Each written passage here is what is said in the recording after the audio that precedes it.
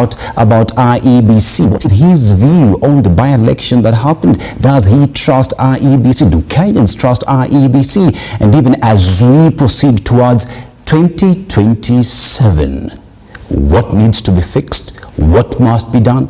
Will they be going to the courts? How will they be having these discussions? Bwana Rigathi, karibu as we continue to have these discussions right here from his premises in Nairobi. Karibu sana. Salama sana. It's been a while. Karibu sana. Yes. Uko salama lakini? Salama, nashukuru, sijui wewe. Mimi niko salama. Niko mzima. Nashukuru kukuona. Thank you. Yes, so Bwana Gachagua, welcome to this conversation that we are having. It is exclusive on KTN. And even as we start to have this discussion, right, we're just off the by-election and the DCP managed to garner 3 seats. You know, you've said it is a party that has been there for 7 months and has performed well. But if we, on the converse, we look at other positions, better not, it was expected that DCP or the United Opposition would win Malava and Margarini as well. But just what's your view on the by-election? How would you rate it, as well as how would you rate IEBC? Thank you very much, Dennis, and most welcome. I'm very glad to have KTN here with me tonight. Your station has gained a lot of respect from the people of Kenya because of being objective in telling Kenyans as it is. Your sister newspaper, The Standard, is now the newspaper of choice because of good editorial policy, of being very objective, being straightforward and telling the people of Kenya the truth. And I want to encourage KTN and The Standard to continue because objective journalism is good for our democracy, is good for our country. So I'm very happy to have you here. We have come from by-elections. That was a small dance. The main dance is here to come. And you know, there is a saying that you don't want to dance yourself lame before the main dance. I am more concerned about the main dance, the one for 2027, the general election. The by-elections have come and gone, and they don't reflect the political situation in the country, really. Malava was a sham, Bere was a sham.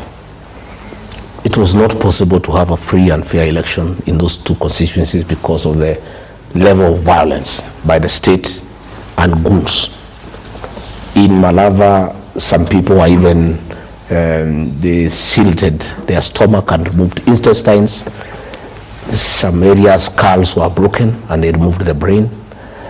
And there was just too much violence in Malava and voter suppression.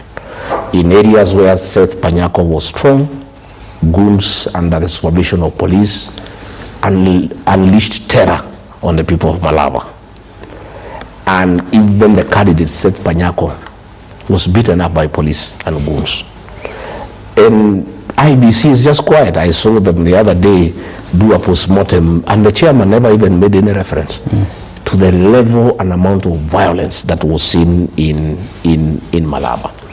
The same way in Bere. We saw a cabinet secretary take over a polling station, beat up personally in a company of police and goons, overran a polling station, beat up the agents, beat up the clerks, the presiding officer, and went ahead to stuff ballots into the ballot box. And the IBC is unconcerned. And in Narok, myself, I was met with a lot of violence by police on the 24th, during the last day of the campaign. Despite us having a scheduled rally in Narok town, the police barricaded all roads leading to Narok to stop me from getting to Narok to campaign for my candidate, Douglas Maskonde. But as it were, you know, I'm a villager. And a villager in his normal environment is very good. So I know my way around the villages. And the Maasai are also very good villagers. So with the help of the Maasais, they were able to map some routes for me to get to Narok. So Lotulele, and I go to Narok in a helmet because stones were raining on me.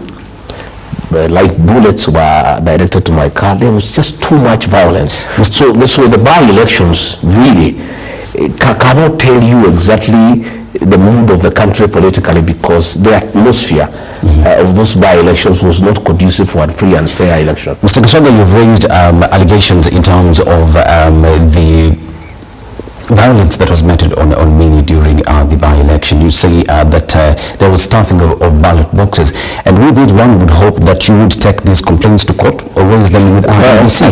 Have you raised these with the IEBC? What is their response? Are you going to court to challenge elections in areas where you say there are problems? I personally, where I had candidates for DCP, I'm not going to court. I put 5 candidates, one in Magarini, and we performed very well. We were credible second. Despite the irregularities, I think we did very well, and I'm happy with the outcome. I had a candidate in Purko Ward in Kajiado, a seat previously held by ODM. UDA was number 1. We came very close by, and ODM was a distant third, and I think we did very well. In Narok town, despite the violence, despite the voter suppression, despite voter bribery, and making it almost difficult to carry out the by-election, DCP won and beat everybody hands down. Again, we beat ODM, UDA, and all those other parties in Kariobangi North, in Nairobi, as cosmopolitan area. Again, we did very well in Kisa East, in Quisero constituency in Kakamega. I think UDM was number 9, UDA was number 10. We emerged victorious. And what it means is that, since we formed DCP was formed just the other day. It's only 7 months old. It's a very young party. But out of the 24 by-elections, we won 3. And to shame our detractors, William Ruto and company, they have been spreading propaganda that DCP is a tribal party, it's a party for the mountain. We won in Quisero. Quisero is 600 kilometers from the mountain. There are no mountain people who live in Kakamega. It's the Luya nation who live there. We won here in Nairobi in a cosmopolitan environment where all communities are. We won here in Nairobi. In Narok, our candidate was a Ma. It was not a Kikuyu. And the Ma people and the other communities that live there, subscribe to the philosophy of DCP, of listening to the people. Our party is listening to the ground. And what I want to say is that the by-elections give DCP an opportunity to show its national outlook, its acceptance across Kenya. And this is the party to watch, I can tell you. Yeah. And we have just come in. That was a very strong showing for a young party. But as I told you, this was a small dance. Yeah. We are looking forward to the main dance. As we look forward to the main dance, Mr. Gachagua, one would say in areas that you performed very well, you've heaped praise on the performance. That means it is an election as well that was carried out by IEBC. The areas that the United Opposition performed poorly, you say that election was rigged. One would say that is double speak, because it is the very same institution that carried out the election. I am not saying the election was conducted where we won. In Narok, it is the resilience of the Narok people that made that election happen.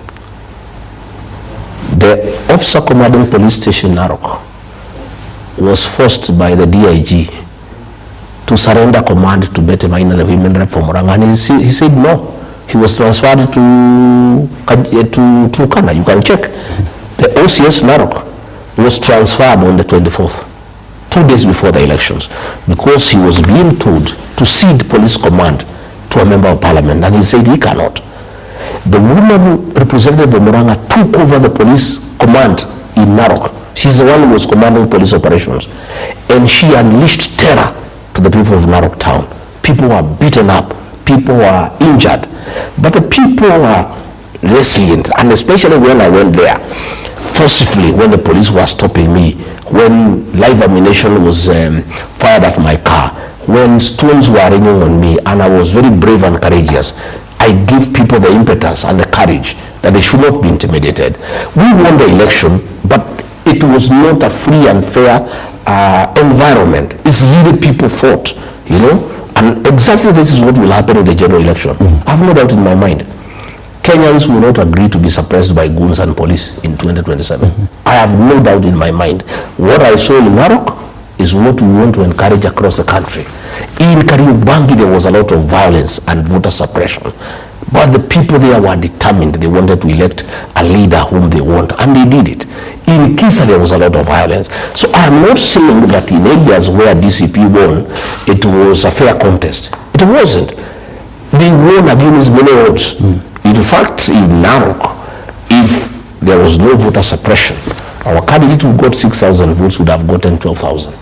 But there was a lot of voter suppression, you know, intimidating women and young people to make sure that they don't go to vote. So what I'm saying is, why I'm not worried as a leader in this country, it is possible to intimidate people in a by-election using goons and police. It is not possible to do so during the general election. There are not enough goons to intimidate people in the country. Every goon will be in his constituency, and he will be dealt with by the local people. The police will have no capacity to escort goons to cause mayhem, because in a general election you need 2 police officers in every polling station. We have 45,000 polling stations in Kenya. You need 90,000 police officers. They are never enough. In fact, they borrow manpower from KWS and KFS. So what I'm saying, and I want to assure the people of Kenya, there will be no police officers to escort goons to come and intimidate you. So deal with the goons, and they will be dealt with, I can tell you. Even these goons are only a problem because they have police escort, who have guns, who have live ammunition.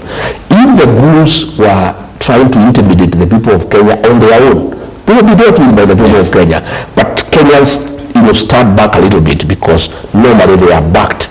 Like when we were at Kariobangi, when we went to celebrate our candidate, Wanyoike, for winning the Kariobangi North seat, the goons came to away by the Christians, only for them to come back under police escort.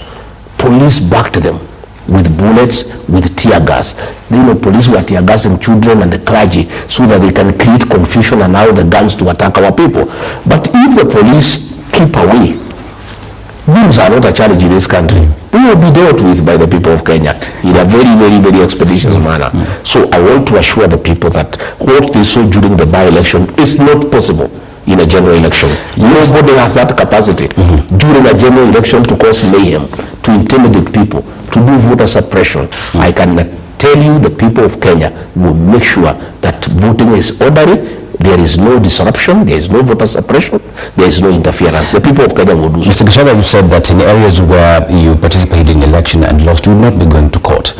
And in other areas where, say, DP in Bere, that is, you've distanced yourself, whether they want to go to court, yes or no. But how then do you distance yourself from United Opposition if all along you have been speaking the same language? Is it a question of where I did not have a member, it is none of my business? How then does that speak? Every party is, and how united it is. Every party is distinct. We are united in purpose, in terms of getting a single presidential candidate to face William Ruto. That we are united. But we are not united in the nitty-gritties and the day-to-day operations of every political party. I went to Bere to help the Democratic Party, but they are in charge of their own operations. The DP leader, Justin Mutui, has told me they are going to court, and I wish them well. And it's important that they do. Would you support him as it goes? I don't need to support. I'm not a lawyer. I'm not a lawyer, so I cannot help. But I think they should go to court, because what happened in Bere is unacceptable. From my own view, the UDN men who are recipients of the cash transfer program, about 7,000 elderly people in Bere were intimidated by chiefs, so they went to vote for that candidate under duress. And I want to tell our elderly, this cash transfer program is not a gift from William Ruto. It is money that is voted for by the National Assembly. It does not depend on the goodwill of William Ruto for you to continue receiving this money. I want to tell them as we go to the general election, because the chiefs were called the other day and told of the success of Bere and Malava, how the chiefs and Mbakumi intimidated elderly people who received the cash transfer program to vote for the UDA candidate, and they were told to people to tell their mothers and their fathers that fund, that program is not a gift by William Ruto to the elderly people. It is a government program. These are funds that are voted for and appropriated in the National Assembly. They are from public funds, and they don't have to vote for William Ruto or his candidates for them to continue receiving that. In fact, if I'm elected president, and I think I will, I increase that fund from 2,000 to 5,000 because it's not enough. In fact, other than threatening these elderly people that if they don't vote for William Ruto, he will discontinue the program, what myself I'm telling them is that we must increase that fund from 2,000 to 5,000 to be able to help the old people. And it's their right. Even when they vote for me, it's not a favor. You know, it is their right as senior citizens in this country. And these are public funds. They are not from the president. They are not from his farm. They are not from his pocket. These are public funds. So our people should not be intimidated that if they don't vote for William Ruto in 2027, as the chiefs have been directed to go and threaten them. And I want to ask them to ignore those threats. And we'll be telling them the following 1 year, the whole of 2026, wherever you go, we'll be telling the elderly people, please, you must cast your vote where you want. You should not be intimidated by government that if you don't vote for William Ruto or UDA candidates, that this fund where you are given 2,000 shillings every month can be discontinued. Now, so let's remain a little bit in Bere, and I want to look at a situation where, as we talk about the mountain, you have packaged yourself to be, one would say, the kingpin or the spokesperson of the mountain. And we look at the by-election and how much effort was put in the mountain, especially to win the Bere seat. But to look at the results of the by-election, and one would say, seems as if Gachagua does not have the hold of mountain, that the people have spoken otherwise, despite you coming out saying that you have mountain by your side, but results. I don't want to say I have the mountain. The people of the mountain listen to me. And to start with, UDA did not win that seat. I can tell you for free. Yeah, that election was buggered. UDA spent over 800 million bribing people. Ministers were there, PSs, heads of parastatals, goons. Even those people were saying that they won, that they defeated us. Yes, they defeated us in bribing people, in stealing public funds to bribe people. That they defeated us, and they beat us hands down because, one, we cannot steal public funds. We have no capacity. We have no capacity, and we are also not thieves. Number two, they beat us in sending goons to beat their own kinsmen. That one they beat us. Us, we have no capacity to mobilize goons to beat our people. You know, we can't do that even if it's an election. I regard Gachagua can never, mobilize goons to beat the people of Bere. These are my kinsmen. So what they beat us in is use of public funds to bribe people, voter suppression using goons and violence, where ministers were beating women. That's that one they beat us, we agree. But on the actual vote, they lost. And I don't want to dwell too much on it. And I also want to tell those people, William Ruto doesn't understand the mountain. And these young boys who hang around him are juveniles. They don't understand the mountain. If they took time to study the history of Bere, they will not be all over yapping and celebrating. Bere North is a constituency that was called Chicago. That constituency since 1992. On the presidential vote, they vote with the rest of the mountain. All other elections are a local affair because they have serious issues of clans and other local dynamics that are very unique to them. In the year 2002, Chicago, then Bere North, today, voted for Mwai Kibaki and ANAC 98%. Nobody wanted to hear about Moi and Kanu. Yet the people of Bere North, Chicago as it was called then, went ahead to elect Justin Muturi and Kanu. In 2002, the following election in 2007, they voted for Mwai Kibaki 97% and a PNU. They rejected J.B. Muturi with PNU and elected Lene Kevuti and a Safina. In 2013, the people of Bere North, like the rest of the mountain, they voted for Uhuru Kenyatta and a TNA, went ahead to elect Gachagua and Abbas. That's how dynamic it is. All those people in Bere, including those who voted for the UDA candidate, are one-term people. In matters presidential, the people of Bere North and Bere South, they vote with the rest of the mountain. That's why I'm not even bothered myself. It's not even an issue. It's not, as far as I'm concerned, it's not even an issue, because I understand the dynamics of those two constituencies and the way they are voting is all the time. But I want to tell you from what happened, UDA can celebrate. It's a forced celebration. Even themselves, even Ruto himself, he knows. If you spend 800 million for 15,000 votes, yeah, a vote is worth almost 60,000. I mean, what are you saying? What are you telling people? I mean, in that election... And the opposition did not have money to spend. They have stolen money from nobody. They have no access to public funds. They were just selling policies. They were just selling their candidate. When you spend 800 million in a constituency, that's why I want to tell these UDA fellows, they are celebrating nothing. During the general election, they will be their own. Kila mtu atakuwa kwake, anang'ang'ana kwake. Mtu atakuwa sokoni, there will be no goons to help you. There will be no police to help you. You will have to go and fight your own battle. In Bere, as we just wrap up the conversation around that, there is the aspect that is Moses Kuria part of United Opposition, because we saw him present a candidate through Chama cha Kazi. And in your own deduction, would you say that affected in one way or the other? It did. It did. You see, when the elders of Bere approached me, it's because of the clan dynamics. Newton Karis and Boy, the one who was in DCP who went to Kuria, come from one clan. And the elders told me, if we have the two candidates, it's not good. You know, the other guy, the one who is said to have won, comes from a different clan. So they asked me to step down this guy so that this clan can have one candidate. And it made a lot of sense, because I understand the Bere people and the clan dynamics. Because I'm from the mountain, I understand those things. So I withdrew the candidate.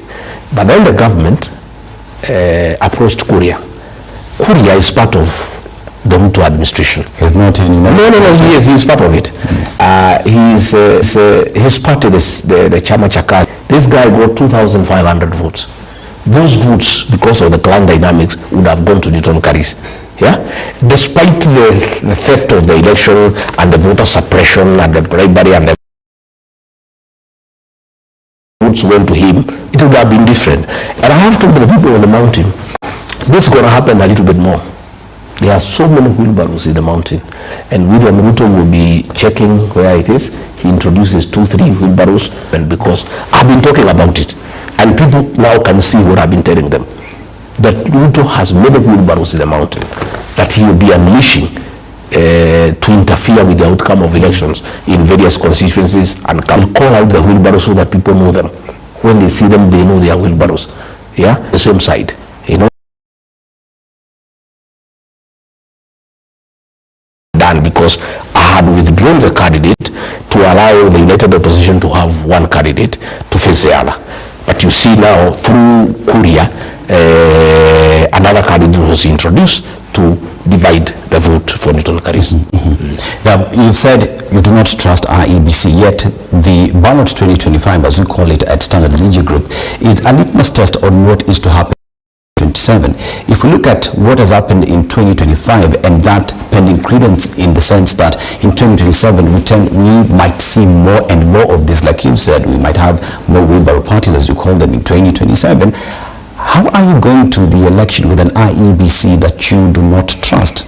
Well, we don't have a choice. What we have to do is just improve our mechanism to gather our votes. And the people will gather the votes. Despite the voter suppression, despite the violence, despite the intimidation, the people of Narok made their point. The people of Kenya will do so. And it's good these by-elections have happened. We have now known the use of goons. The people will be prepared to deal with goons. I can tell you, these goons will not disturb anybody any other time in this country. They will be dealt with. The use of police in civilian clothes, people will deal with it. We are very happy that these by-elections happened. We have known what Ruto intends to do, the use of goons and police for voter suppression, for interfering with the will of the people. It is good it has happened in good time. We're going to educate our people. There will be a lot of civic education in the next 1.5 years. As we start meetings in February, wherever we go, we'll be educating our people. Again, let me also tell you, it is easy to bungle a by-election because you are dealing with one vote. In Narok, we had one agent. What will happen in 2007? There will be 10 agents for the MCs. There will be another 6 agents for the MP. There will be another 4 agents for the governor. There will be another 4 agents for the senator. There will be another 3 agents for the women rep. There will be 6 agents for the president. You will find in the classrooms there are 30 agents. And those 30 agents, you cannot make them agree on how to bugger the election because they have different interests. So what will happen is that all of them will protect the credibility of the vote. You know, the agents, because they are many, they will protect the credibility of the vote. Again, each candidate will organize men to protect the polling station from the bulls. But you see now, in Bere there was only one candidate. His capacity to protect the polling station is diminished because he's just one person. But where you have 6, you have more than 40 candidates in a polling station fighting. Each one is fighting to win. Those people, they mobilize 20, 30, 40 people each. There will be 500 people outside there saying you cannot interfere with this election. And we know it's good it has happened. Kenyans are wiser, you know. The Maasais in Narok are saying, had we known that you said goons here, wangekuta sisi tungewangoja. So 2027, the Maasais in Narok will be waiting. They will protect the polling station with their means, and they have the means to protect the polling station from anybody, including the police. So we want to say the police is very embarrassing that the National Police Service have made goons a part of the service. They work together. IG has surrendered the command of the National Police Service to politicians. It's a shame. It's so sad. It's unbelievable at this age that goons can take over the National Police Service. You know, it's unbelievable. Even the other day, the president said that all the goons who attacked us in Kariobangi should be arrested and charged. The following day, the National Police spokesman gave some 80 names. It is 1 week. None has been taken to court. And they will not be taken because they are part of government. These are government goons. They were organized by the PS Internal Security. So nobody will take them to court. So the president is just wasting our time. He's just enjoying the people of Kenya, saying we don't want goons.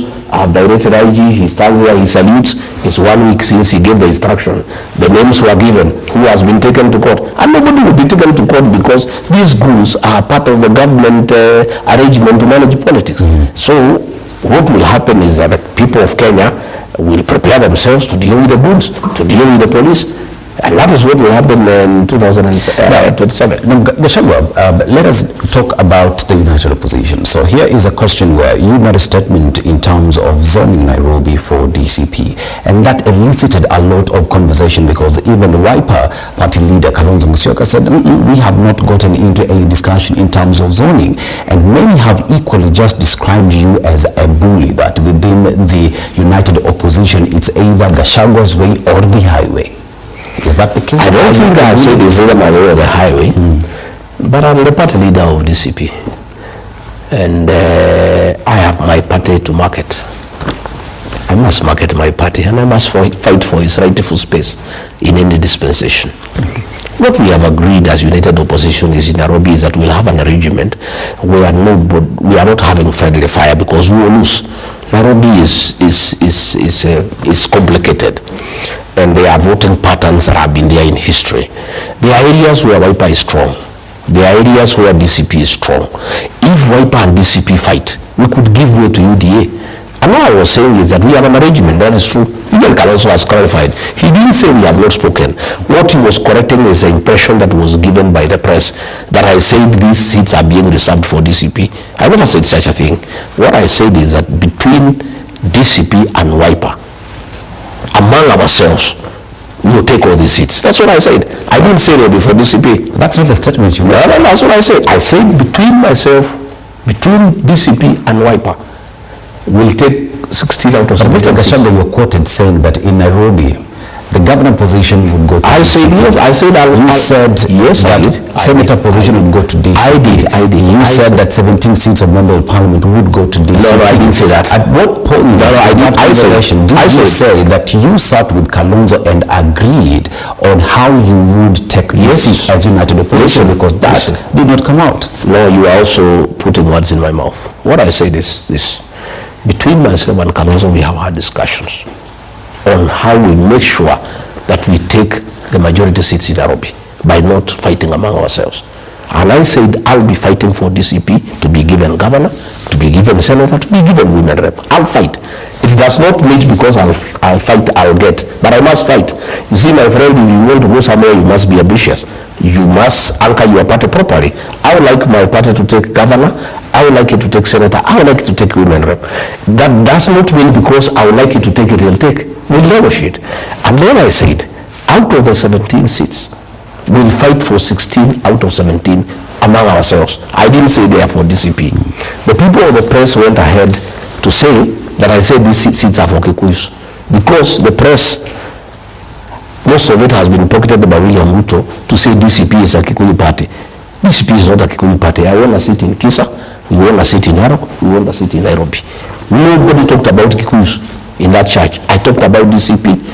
And to tell me that DCP is synonymous to Kikuyu is erroneous. It isn't erroneous. It is not synonymous to Kikuyus. Kikuyus are in DCP, yes. So are many other Kenyans. So what I say, and Kalonzo has clarified, we have not agreed on who is to get what. But what we have agreed is that among ourselves, we'll go for all these seats, and it's doable because we have regional tendencies, we have previous voting patterns, and looking at it on paper, it is possible for the united opposition to get 16 out of 17. And those 16, the DCP will get its fair share commensurate to his strength and presence in Nairobi. But people want to twist what I say, that DCP will take everything, or DCP wants to intimidate Wiper. In fact, I went ahead to affirm the place of Kalonzo Musyoka in Nairobi politics. I did. I say this guy has been making ODM win all these seats, and I want this time to help me in DCP win most of them. That's what I said. So how do you say we are intimidating Wiper and Kalonzo when we are actually affirming his place and role and influence in Nairobi politics? You know, and I can tell you, for the longest, most of the seats that ODM has gotten in Nairobi is because of the support of Wiper. It is that support I'm looking for. And I have every right for my party to reach out to Kalonzo to help DCP. I mean, who do people think I am? I should not fight for my party. I should not look for a strategy on how I can win more seats in Nairobi. I would be foolish not to do that. And I have reached out to Kalonzo, and I'll continue reaching out to him. If Kalonzo can help DCP to get 8, 9, 10, so be it. If DCP can help him get 5, 6, so be it. And I can tell you, this Nairobi is a discussion, because you must sit down. You can't have friendly fire. It is not wise, it is unstrategic. And that's all I said. And you know, I had some people say, oh, Rigathi should not give out his strategy or his secret. There is no secret. I'm an open book. Myself, I talk for the people who are my supporters. And they have every right to know what I'm planning for them. I don't want hidden cards and hidden, games. Ati tuone tukutane hapo na Kalonzo tupanga hapo kisiri. I am not that kind of a person. Mimi tukikubaliana kitu na wewe nasema tumekubaliana namna hii, so that my supporters know the kind of deal I'm entering them into. We are in the problem we are because we never told people what we had agreed with William Ruto. Had we told people what we had agreed with William Ruto, we will not be where we are. Rigathi Gachagua, you've mentioned about strategy. The government has mentioned you that you are rudderless, you are planless, that you have no agenda for the people of Kenya. Tonight, let's talk about the agenda. You know, we talk about where we find ourselves today. In January, we have education, students going back to school. And with that, we have seen the entire, in terms of capitation, how that has been a problem in the country. mean, the teachers, the JSS teachers, senior school teachers have warned that they would down tools. And as we talk about the agenda and talking about education, you say that you want to be president of the Republic of Kenya. DCP wants to form government. United Opposition wants to form government. What is the agenda on fixing everything that we see today, especially in the education sector? What promise do you have to the parents and children of the people of Kenya? Thank you. I'm very happy that you have asked me this question. William Ruto says we have no agenda. We have a very serious agenda. Very serious agenda for this country. And I am happy to have this discussion tonight. And let me tell the people of Kenya before I go into the agenda. I've had the president going every meeting saying that the problem of Kenya is tribalism. That's a lie. It's a false narrative to run away from the real issues of discussion in Kenya. We have no problem of tribalism in this country. There is no community fighting any other community. There is no community that has a problem with another community.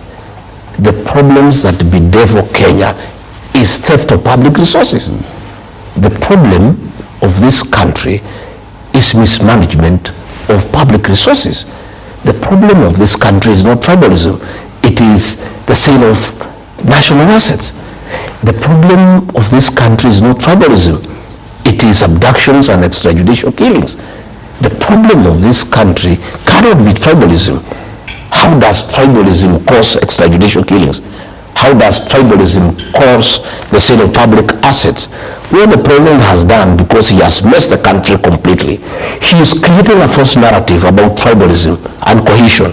Oh, we need to bring the country together. This country is united against theft, is united against corruption. This country is united against theft of public resources. To corruption. Let's talk about so what I'm saying is, as I want us to discuss the problems of Kenya, but I want to put it from onset that tribalism is not a problem in this country, and I'm very disappointed that even very serious political commentators and very serious newspapers have actually brought to the narrative by William Ruto that the problem is tribalism, so that we don't discuss the real issues of how he has made this country in 3 years. You have asked about education. Mwai Kibaki, the third president of the Republic of Kenya, gave us free primary education.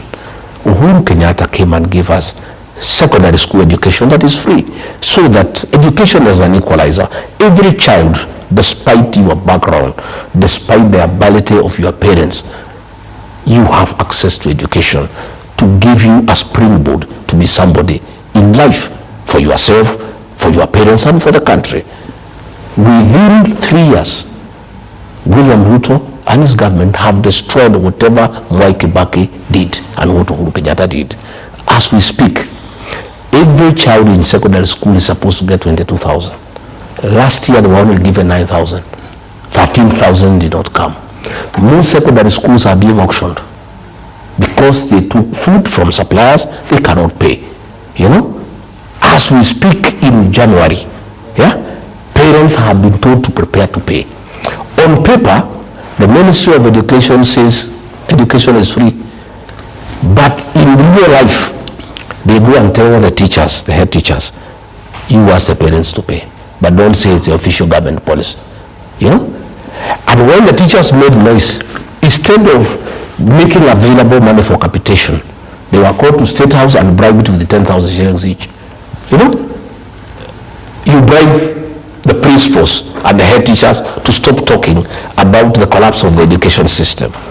So what I am saying is this, that we need to fix our education system, and one of the things that I and the government that I will form will do is make sure we reinstate free primary education as given by President Mwai Kibaki. Again, we reinstate free secondary education, especially for the day schools, so that once you go to a day school, you pay nothing. You know, again, we have a problem of 20,000 teachers of the junior secondary school. These teachers, and I was there, I was the deputy president, we recruited them on internship for 2 years, and they were promised, and I was there. We were there with Nancy Macharia, she was the TSC secretary, William Ruto was there, Ezekiel Machongu was there, I was there. And we agreed even in cabinet that they will do an internship for 2 years, then they will be confirmed in permanent and pensionable. The government has refused to do that, and they are saying there is no money, And this money is there, but this is the money that is being stolen. This is the money that was being given to teachers 10,000 each. This is the money that was being given to chiefs 10,000 each. This is the money that was being used in Berea and Malava. This money has been there for the JSS teachers. But this is the money that has been stolen and diverted to politics by William Ruto and Kindiki. All this money we are seeing around the country being dished for politics. This is the money that was for the JSS. Look at the lecturers. We had a problem with the lecturers for a long time. Yeah, they were on strike for a very long time. 49 days. The other day it was agreed that they'd be paid 50%. They were lied to. They have all been paid. We have a looming strike in January because the money is not available. This is the money the president is using for re-election. And then these teachers are being told the problem of Kenya is tribalism. How so? How can the problem of Kenya be tribalism? The problem is mismanaging the education sector. 2024-2025, you are deputy president. Yes. Still, capitation to schools never got there. Do you take responsibility? I take no responsibilities because in 2024, I disagreed with William Ruto about the finance bill and about the way he was running the country. It's on record. That is why I was hounded out of office. I started telling him the country is headed in the wrong direction. We have lost our priorities. And this is not right, But the time the impeachment was working, was in the works, Mr. Gachagua, you had served as deputy president. Yeah, but everybody knows. Everybody knows. How do you distance yourself? Everybody knows. That you served in. Everybody knows, and you ask JB Mutuli, he can tell you, I oppose most of those things in cabinet. And it is one of the grounds that was used to impeach me, that I was having insubordination, that I was not agreeing to cabinet decisions. Yet you go to cabinet so that you express your opinion. It doesn't mean because you are in cabinet you must agree to everything that is being proposed. For the last, I served 1 year. The second year I had a problem with the president when I realized that we are just stealing public funds, that we have lost our priorities as a country, that we are destroying the education sector. If you look at HELP was working. They came and introduced a mongrel of finance model that cannot work. I opposed it in cabinet. I said, Mr. President, I have listened to lecturers, I have listened to students, I have listened to parents. Nobody wants this system. They only say, if it's working, don't fix it. This HELP has been working for very many years. Let's panobit it a little bit and improve it. Let's not scrap it. And what I'm saying is that how would you fix it? I would reinstate HELP and panobit it. It needs a few things here and there to make it more inclusive, so that you can even include people in polytechnics, the tertiary institutions, and you also make sure that students have access to this fund, and then you create a good mechanism on how they pay when they get employment or when they get self-employed. But you don't scrap the whole thing. It's throw away the baby with the bathwater. And these are things that we want to do. We want to bring back free primary education, free secondary education, strengthen the competency-based curriculum by involving all stakeholders. You cannot impose a curriculum without talking to the teachers, without talking to the parents, without talking to the pupils and the students. These are things that we must do. And again, we must invest as a country on our teachers. We must eliminate them well. These teachers who are internship, we must confirm them to P&P so that they can also earn a dignified living. How do you get teachers to teach the young people when themselves they are very uncomfortable, when they have no food in their house, when they have no bus fare, when they have no bus fare to get to school? Again, we must digitize our learning system. Most of these programs we have introduced, nobody prepared the teachers. We did not upgrade them by first making sure that they are all computer literate. So these are things that we want to do. And my brother, to build our country, we must fix our education system. And Mwai Kibaki did it. And everybody was happy. In a record 3 years, that has been destroyed. And that's what we are saying, we must fix it. And the problem that we have today, as we go for Christmas, parents are crying, where will they get money to pay school fees in January? And then William Ruto is on top of the vehicle telling parents their problem is tribalism. What has tribalism got to do with capitation? What has it got to do with the payment of JSS teachers? Let us deal with the real thing. The real thing is that the government has destroyed the education system, and it has undermined great work that was done by Mwai Kibaki and Uhuru Kenyatta. You know, healthcare is another big ticket item that Kenyans are struggling with. SHA, is it working? Yes. Is it working? The government says it is working, though it needs a little bit of fixing, panel beating for it to work. You know, recently we saw the president was recently in the United States of America. He signed a new health deal where data would be shared. What's your position on that? Even as you still remain to do with healthcare, SHA is not working. SHA is not working. What is Gachagua's solution? SHA is not working because it was a fraud. William Ruto attended a church service where I attended in Embu. It was the inauguration of the Bishop of Embu Diocese. And then he took the microphone to say SHA is working. He could not speak, he was shouted down because it's a lie. SHA is not working and everybody knows it. Even as 34 child knows SHA is not working. SHA was a fraud to steal money by Ruto and his cohorts.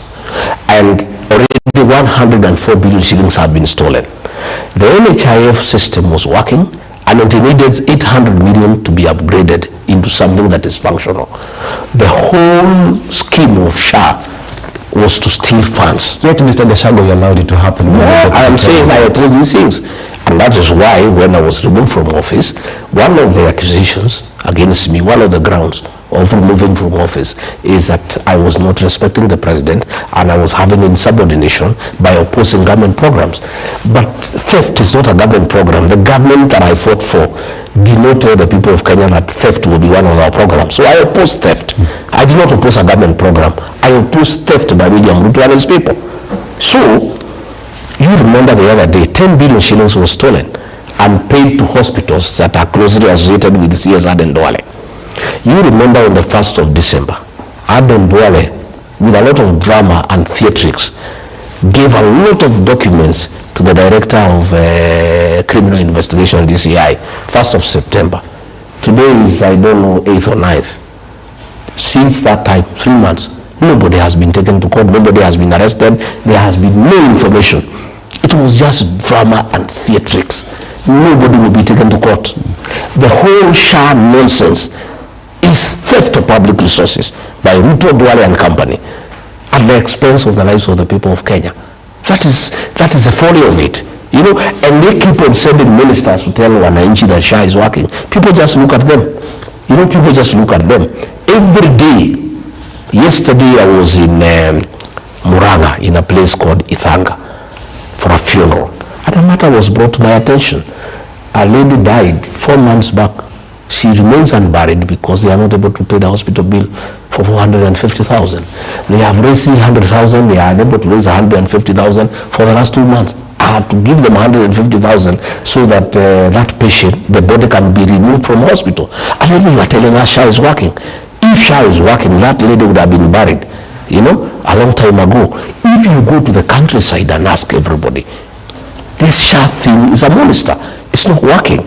And what I'm saying myself, if given an opportunity by the people of Kenya, there are certain things that I want to do.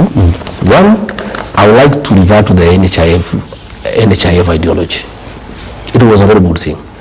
Just reform it well, upgrade it to meet the modern times, you know. Again, Linda Mama, that was here, that was brought by Uhuru Kenyatta. We want our women to give birth with dignity. It was scrapped. I would reinstate Linda Mama. I would also like to work very closely with the private healthcare providers and faith-based organizations. The church, the Catholic Church, they have beautiful hospitals, mission hospitals. The PCA Church, they have beautiful hospitals. We need to support the church. You know, like now, since NHIF was scrapped, there were owed billions of shillings. They have never been paid. Most of those hospitals owned by the church are almost collapsing. This is something that we must work on. Again, we must remunerate properly our healthcare providers. We must make sure that the doctors and the nurses and the clinical officers, they deal with human life. People who deal with human life are not your ordinary work. These are people who are dealing with life.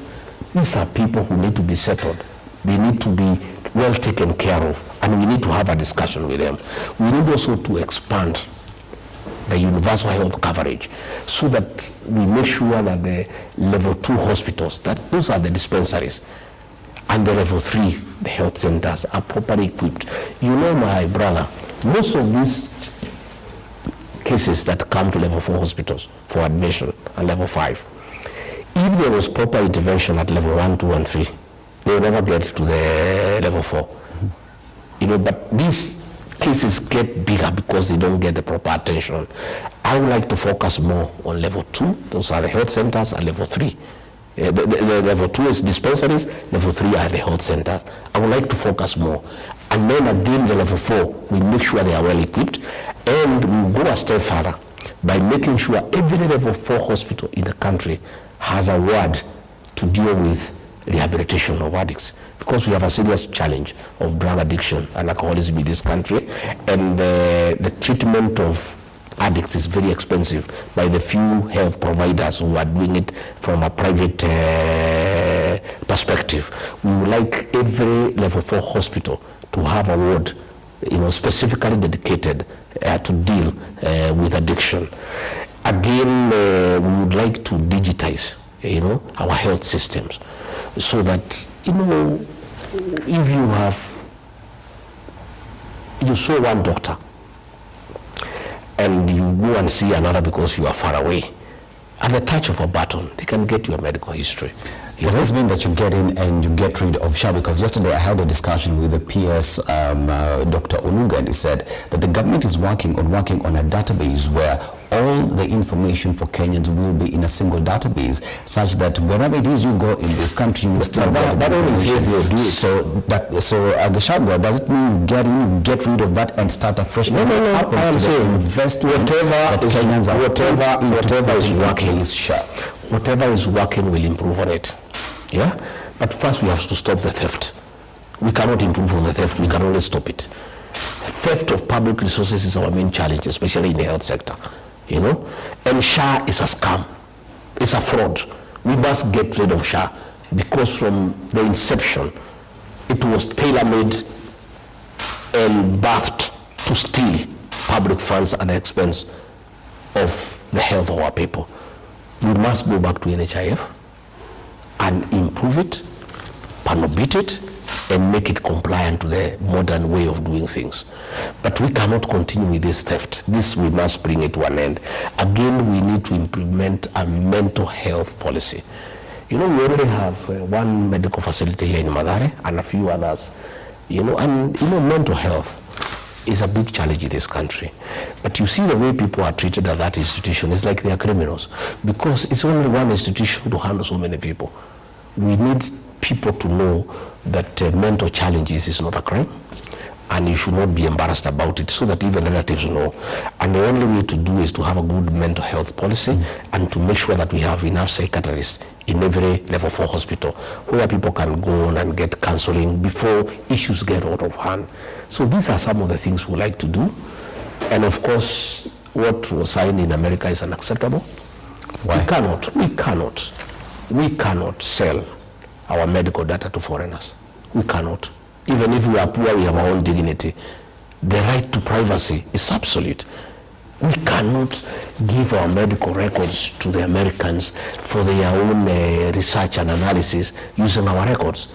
And I think it is very inappropriate for the president to brag that he has signed an agreement with the Americans to get some money, you know, so that we give away our medical records. And I'm happy that Okia Mtata has already gone to court, and I wish him well, because this must be stopped. These are things that we cannot allow, you know, that a president and a government can auction our dignity as a people. You know, you need privacy to your records, your medical records. It cannot be given to foreigners. I think that is totally unacceptable. I spoke to the PS, and he talked of aggregate data that will be shared. It will not be this is Dennis Aseto who came to hospital and was diagnosed with a certain medical condition. It is a question of 10 people came to the hospital and were diagnosed with cancer, and based on that information helps the US government, who are assisting Kenyans, to know how many medical equipment Kenya needs.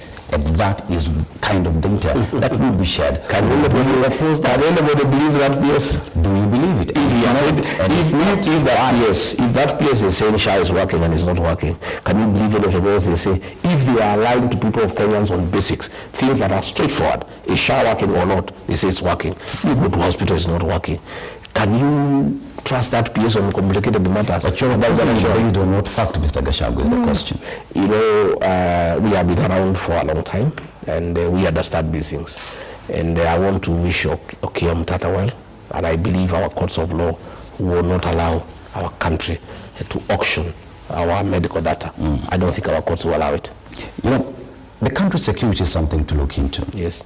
And recently we saw the arrest of many individuals, especially in the immigration department, with regard to matters to do with IDs. And that has pointed a picture on where the country is with regard to those who have the documents that are recognized as Kenyans. It is a matter that we had a discussion with you back in the days. But as we also just talk about security, there is the question of extrajudicial killing by the police. Yeah. During the campaign period, you say police attacked you in church, you know, and as we just have a discussion on that, where do you see the country's security is? You have yourself been in that space for a very long time. Well, if we are to fix the security, do you also care to comment if at all this ID business is being used to influence elections in 2027? To start with, as a young man, when I joined government at the age of 23, I joined in the security sector. I understand the security architecture of this country very well. And I must say I'm very saddened that we have lost it as a country. We have a clueless CS for Interior who has no idea on how to manage a country's security architecture. We have a situation where the National Police Service is working with the goons. It's like they are a unit in the National Police Service. We have seen the President of the Republic of Kenya moving around in town in Nairobi in a company of goons. They are robbing people when they are in the presidential convoy. They are, touching women's breasts when they are with the presidential convoy. They are stealing people when police are there. And there's nothing the police can do because it is the president who has invited the goons to accompany him in Nairobi. We have seen where police are tear-gassing the clergy and they are tear-gassing Sunday school children in church, and no action is taken. You have found where goons are being ferried in police vehicles with crude weapons, where goons have become part of our security architecture. That is how sad it is. It's unbelievable. And you have found where the country has sunk low, so low that the Inspector General of Police and the police commanders have surrendered the police command to politicians. It is politicians who are giving directions to police. Attack so and so, beat so and so, and there's nothing that can be done. And the commanders are helpless. We have found, I myself have been attacked in 12 incidents in the last 1 year. I have reported this to the IG, to the DCI. Nothing has been done because those gangs are under the command of politicians who are opposed to my politics. The National Police Service is no longer at the command of the Inspector General, it's no longer at the command of the county commanders. The National Police Service is at the command of politicians and criminal gangs. And sometimes we wonder, this Haiti mission, the police went to Haiti supposedly to help the people of Haiti deal with the criminal gangs, but it is looking that they went there actually for benchmarking on how to work with the goons. Because since these people went to Haiti, the relationship of the police and goons have actually become very close and very cordial, and they are actually working hard together. You saw during the Sabasaba riots, property was destroyed in the mountain region and in Nairobi by goons under police supervision. So what we are saying is this, you look at the situation in the border. The president made a decision that is ill-advised from a security perspective. Of course, he is doing it politically. He thinks he can get foreigners from Somalia to come and register as voters and vote for him. So foreigners are being issued IDs. The 5 chiefs who were supposedly abducted, it was all an abduction. It was stage managed by government. Why would you say that? Yeah, because they were in Somalia, registering Somalians as Kenyans. What evidence do you have? No, we have it. You saw the other day a racket here in Isili, where foreigners are being registered as Kenyans, and in fact, I'm told the police who unearthed that racket are actually in trouble, because they were not supposed to unearth it. It's embarrassing to the government, because the government is part of that nonsense. And that thing that the president did is very bad for Kenyan Somalis, our Somalis from Kenya. As it is today, they are having challenges on visa application to go to various destinations in the world, because the world is not sure, whether they are Kenyans or not. And it's very sad, because the Kenyan Somalis are very hardworking people. They are very enterprising businessmen. These are people who should be able to travel all over the world, go to America, go to Britain, go to Canada, and do business. They are people who have contributed immensely to the growth of business in this country. It is very sad if they are profiled for extra surveillance and scrutiny arising from that decision by the president. But it is the extra surveillance and scrutiny that was happening in the country, which is called vetting, and it is that process that many people from these border counties, I included, because I went through the vetting process. That is why we went for that. Many say that the vetting process is not fair to the people who are Kenyans, and we need to go through a different exercise as any other Kenyan. We would rather have extra surveillance at the border to make sure that only Kenyans are registered as Kenyans and foreigners are kept away, other than get our Kenyan Somalis profiled by the international community arising of a decision that cannot be properly justified. We must protect the Kenyan Somalis because they are Kenyans and they have every right to travel all over the world. And it is very sad, out of a decision that was made, that they are being viewed suspiciously. It is not right that our people are being profiled. But having said that, what I would want to do myself if elected president, the first thing I would do, day one, is recall our police officers from Haiti. They're already home. A few. The others are still there. The process is ongoing. Many have lost their lives. Many have come back with injuries. Even the one the president said he died, the body has never come home. We must make sure these policemen come here and serve the people of Kenya. How is it that people are being terrorized by criminals and cattle rustlers when our policemen are in Haiti? Why can't they come and first guard the people of Kenya? Number two, we also want to equip our police officers and give them modern equipment to fight modern crime. Train them on cyber crime, make sure that they are properly trained to deal with the modern crime as it's happening in the country. Again, these policemen are suffering a lot. This SHA nonsense has really affected them. They used to have a very good insurance cover. And if you talk to the police officers, they are really crying because they are being forced to go to SHA that is not working. Same with our teachers. We want our policemen to have a very good medical scheme. We want to have a risk allowance for them because most of them suffer in the line of duty. We also want to make sure they are properly remunerated.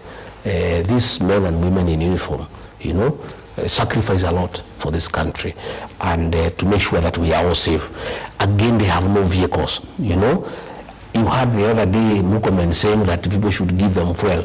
That is corruption. Wananchi pay taxes. Why should Wananchi pay taxes that is being stolen by bribing teachers and centers and chiefs, and then you ask them to go and buy fuel? All police stations in Kenya and police posts should have a well-serviced vehicle with enough fuel to enable them serve the people. So to talk about matters to do with security, you mentioned that you have seen goons working together with politicians and police. Evidence on that, Mr. Gachagua, because at the end of the day, if it's just another statement, it remains being a hearsay without evidence. And even as we talk about security, there is the fact that there are Kenyans who were abducted in Tanzania. That is a matter to do with foreign affairs and how that was handled. One would ask the question, where does our heart lie when it comes to protecting our own within and without the country, as well as other citizens of other countries. Talk about the Turkish citizens who were abducted in Nairobi and taken back to their country, who were seeking asylum in the country. Where are we in all these situations? We are doing very badly in matters violation of human rights.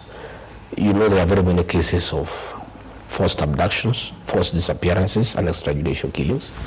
No action has been taken. I want to promise the people of Kenya on day one. There is a squad of 101 officers that has been in charge of those abductions. It will be disbanded, and all officers who abducted our children and killed them will be held to account. That squad was put there during the time when your deputy president... and I complained about it. I complained very bitterly. Did you raise the question to IPOA? No, I raised it publicly in Mombasa for the people of Kenya. I raised it with the president himself in a security meeting. I raised it with him one-to-one, and when he did not heed to what I was asking him to do, I held a press conference and condemned extrajudicial killings and abductions. I still hold that positions, that on forming government, abductions must come to an end, extrajudicial killings must come to an end, and all officers who have taken part in abductions and extrajudicial killings will be prosecuted. Because you're part of the National Security Council, what was the reasoning behind the formation of that force? Well, abductions and extrajudicial killings, and I opposed it myself. And when the president did not listen to me, I held a public press conference. It's on record on the 26th of June 2024. It's on record. But that, Mr. Gachagua, was way after you had served in government. Why didn't you speak on the very first day? Those issues, because Mr. Gachagua, one would say, at the point when you were giving that statement, it's because you knew that impeachment was coming. That was in June. Impeachment was in October. It had reached a stage. I had raised it privately. I had raised it in meetings, and it was still going on. So I made a decision to raise it publicly, and it's on record, and everybody knows I raised it publicly. What I'm saying is, we must make sure when we form government that extrajudicial killings must come to an end, abductions must come to an end, and all officers responsible will be held to account. And let me tell police commanders who are escorting goons around the country, we are keeping a very good diary. All those officers who are in charge of Narok, on the day we were there and we were brutalized, they will be held to account when we form government. No, the records are there. We'll be asking who was the OCS Narok on that day, who was the officer commanding police division that day, who was the OCS Tigoni police station when criminals attacked Rigathi Gachagua in Lemuru, who was the OCS then. They will be taken to account. And let me tell police officers, all those who are carrying out illegal instructions from politicians, you will answer for them. And criminal activities have no time limit. When we form government, and I have asked all leaders to keep a record of police excesses. Keep the name of the OCS, the name of the OSPD, the name of the sub-county commander, the guy in charge of CID, and keep proper record of the police excesses, the sins of commission and omission. When we form government, these officers will be held to account. Are you speaking to a government that will finally allow the Inspector General to be independent and do the policing work? You know, we have an Inspector General of Police who have surrendered his command to his juniors. This Douglas Kanja does not even know what goes on. The guy in charge is called Masengeri, the guy in charge of AP, and a guy called the Langat. These are the guys who are running the show and the DCI. The IG is a flower girl in Kenya. He doesn't know what goes on. He's from my village. He has no idea what goes on, you know, and it's so sad, you know. Ourselves, when we form government, we want to allow independent institutions to function. We want independent offices to function. You want an IG who can take command of the police. And I want to tell Douglas Kanja and those two DIGs to remember that in 2007, Major Ali was taken to the ICC for sins of commission and omission. And the way we are driving this country as we go towards the election, I see these officers having a date at the Hague. Kaja, Langat, Masengeri. I mean, I see you having a date at the Hague. Will you find because the way things are going, ICC? No, the way things are going, you allow goons to terrorize Kenyans under police formation. Kenyans say no, and we fight, and there is civil strife. ICC comes in and you people in charge of the police command, you will have to account. Would you be at the forefront in filing a petition of course, the ICC? Of course. I can tell you a lot of things are going on, a lot of documentation is going on. And I've told William Ruto he had a date with The Hague. I see him having a second date, and he knows he was not vindicated. It is only that witnesses were interfered with. He knows what Hague means, and the way things are going, I see him having a second date at The Hague because he has allowed criminals to take over the security sector and reign terror on the people of Kenya, you know. And I don't, this will constitute crimes against humanity eventually. And as we go towards 2027, the way I'm listening to Kenyans talk, Kenyans will defend themselves. And you see, when Kenyans defend themselves because the police are not available to defend them, there is anarchy. When there is anarchy, there is death, there is injury, and then the ICC will come in. The Kenyans will defend themselves. What exactly do you mean? What do you mean? If you go to terrorize people, goons under police supervision go to terrorize people, you expect people just to sit down? People will say no. Because Kenyans are people who have a right to self-determination. And why are police allowing that? Because under the Constitution, their work is to protect life and property. But the police are actually the ones harming the people of Kenya. They are the ones escorting goons to harm Kenyans. Yet they are the ones who are supposed to defend Kenyans from harm by goons. But they are the ones working with goons to harm the people of Kenya. And I'm telling you, that situation is not acceptable. And Kenyans will say no, you know. And I am listening to many people. They are saying no, you know. People are saying no, we are not going to be attacked again. We'll also get ready. We'll defend ourselves. And that will bring anarchy. It's called the law, the state of nature. Why governments were formed is because people needed to be regulated. But we have a country where we are reverting to the state of nature, where police are working with criminals to terrorize people. When police, people are supposed, these policemen are paid by the taxpayers to defend the people of Kenya. They are the ones joining criminals to attack the people of Kenya. What do you expect the people of Kenya to do? Mr. Gachagua, does it mean that today, with all the cases that you have reported that you were attacked, you are unable today to walk into a police station and file a report because you do not trust the police? And if that is the case, then what picture does that paint in the minds of Kenyans who have no other option? Exactly, that's the point I'm saying. What do you expect Kenyans to do? What has happened myself now, I have people who defend me. The people who attacked us in Kariobangi church, they were fought by my people, my supporters. They fought them and they drove them away. Then they came back with the police, with guns and live ammunition and tear gas and overwhelmed our people because they have guns. But you see, what will happen is that there will be many cases like that. What has happened is they attacked me in the Muru. They have never attacked me again without reaction. Because you see also I have supporters who will not allow people just to attack me. You know, wherever I go now, I have people also who defend me against the gangs. But do you want that in a country where people are defending each other and police are escorting one side to attack the other? It's a shame for Douglas Kaja and the National Police Service and Kipchumba Murkomen. He talks a lot of English, but it is during his tenure, you know, it's during his tenure, you know, that goons have taken over the National Police Service. He wears expensive shoes, expensive belt, expensive watch, but the country is being run by goons. How does he even get sleep? How do you get sleep as CS Interior? To say you are the CS Interior of the Republic of Kenya when goons have taken over the National Police Service? He should be very ashamed of himself. Very ashamed. It has never happened, even during the Moi era. We have never seen goons take over the country from the policemen. We have never seen that. And I can tell you, even the president is part of it, because he issued instructions the other day. A week is over. Nobody has been prosecuted, which means he was not serious. He was just playing PR.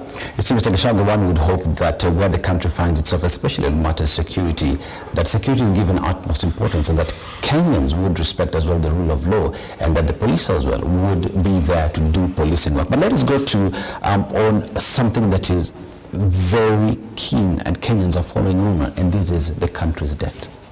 At a time when you formed government, you said yourself, you found a public coffers that was empty. The country was purely broke. And during the campaign period, we would not borrow. We would have to seal all the loopholes and continue. But we saw the borrowing that continued even then. Today we speak in terms of 12 trillion shillings that is choking Kenyans on a daily basis. And if you just pause, Mr. Gachagua, and look at what trillion shillings is vis-a-vis what we see on ground, many would say mambo kwa ground is different. How would you handle, first of all, where do you place Kenya in terms of the debt situation, and what would be the solution if the united opposition from government? You know, my brother, the national debt now is almost 12.5 trillion. And we have borrowed 4 trillion in the last 2 years. And we are borrowing about 3.5 billion daily. That's okay, we can borrow 3.5 billion daily. But what is annoying is that 3 billion is being stolen daily through procurement. You know, why are we borrowing to steal? William Ruto and his government are borrowing 3.5 billion daily, and then still 3 billion daily. You saw the other day a video, one of his MPs from Rift Valley, weighing money with a weighing scale. You know, because they have no time to count. The money is too much that counting billions will take a long time. So they weigh one note, they weigh one bundle, and they count it and they weigh. Then they use the weighing scale, you know, to be able. I saw another video that there is a central bank in Italy. You saw notes being packed. All of this is money that is corruption through procurement. William Ruto has made corruption through procurement a way of life in this country. And he has started by having corruption in the State House, where he bribes people daily when people can see without even hiding, without even being ashamed. I used to see people bribing policemen, hiding a little bit. You know, they would hide, fold the note. Because bribery is not a good thing, they will hide a little because they are ashamed, because bribery is not a good thing. He called chiefs and assistant chiefs and bribed them with 10,000 each, and cheated them that he'll make them deals. And the chiefs were just laughing because it's a lie. They know it's not possible because we don't have those number of administrative divisions. So one of the chiefs called me from somewhere, I don't want to say where, they'll hunt him down. And he said, this man is such a liar. He's telling us to go and lie to the people of Kenya that he'll make Kenya Singapore. But what is sad is that he has lied to us, ourselves, before he can go and lie to the people that he'll make us deals. And we know very well that it is not possible, you know. We had him bribe teachers, bribe everybody. This is money that has been stolen, because it's not his money. His salary cannot match what he's using to bribe people. You have seen the sale of national assets, you know. The Safaricom, you know, Safaricom was sold to Kenyans in 2007, 25% shares. There was IPO, the initial IPO. Kenyans oversubscribed. They bought everything. I tried to buy, they could only allow me to buy a little. Today, those shares are being sold to a foreign company, Vodacom, at 34 shillings. Kenyans have analyzed the growth of Safaricom, its potential, its outreach, and they are putting that value at almost 70 shillings. Gachagua, how much is a share as we speak at the NEC of Safaricom? I am not sure. I'm told it's 30 something or 40 something. It is 28. Whatever it is. But you see what you do with a business. You look at its potential. You look at the potential of that business, and you look at its projected growth, so that you know what is the potential value. You know, again, what we are saying, this is a company that is so central in Kenyans' lives. It's the one doing M-Pesa, almost everybody on Safaricom. Why do you want to give it to a foreigner? If this company must be sold, why don't we sell it to Kenyans? Open it to the people of Kenya, let them buy. Why do you want to give a foreign company 55% ownership? majority shareholders of a company that is so central in our lives. I had that discussion. Why it is being sold? The CS Treasury today, I had a discussion with him in the studio today. Yes. And the shares at the NSC today for Safaricom goes at 28 shillings. So 34 shillings is profit for the government. But why can't you give it to Kenyans? And the government went through a process for the past 6 months, going through and analyzing, doing research to understand how much that would be. And today, the money that is held at Safaricom, over 240 billion shillings, that the government says this is money lying idle at the NEC, and we can take that money, inject it into development of the country that Kenyans move, because at the end of the day, the Singapore story that President William Ruto speaks about needs this country to march in terms of development. Based off that explanation, why would you oppose the government taking its assets, selling it? Our constitution makes public participation a must. When you are dealing with anything that belongs to the public. Have they asked the people of Kenya? No. They are trying to ask now. I saw an advertisement because we have complained. Have they asked the people of Kenya? If you look at this company, since inception, they have paid taxes 1.48 trillion. Since inception, they have paid 550 billion in terms of dividends. When you look at the amount of money they pay every year, yeah? What is the wisdom of selling this company? Because it's like saying, because we have no food here in this house, I sell my household items here, and then I buy food. Then after I finish the food, what happens? When you look at the dividends that they pay to the government, when you look at that amount, where will it be coming from? The dividend that we talk about is around 16 billion annually every year. But even when we talk about public participation, there is a process under law, especially because when you talk about matters transaction, there is a process that guides the same.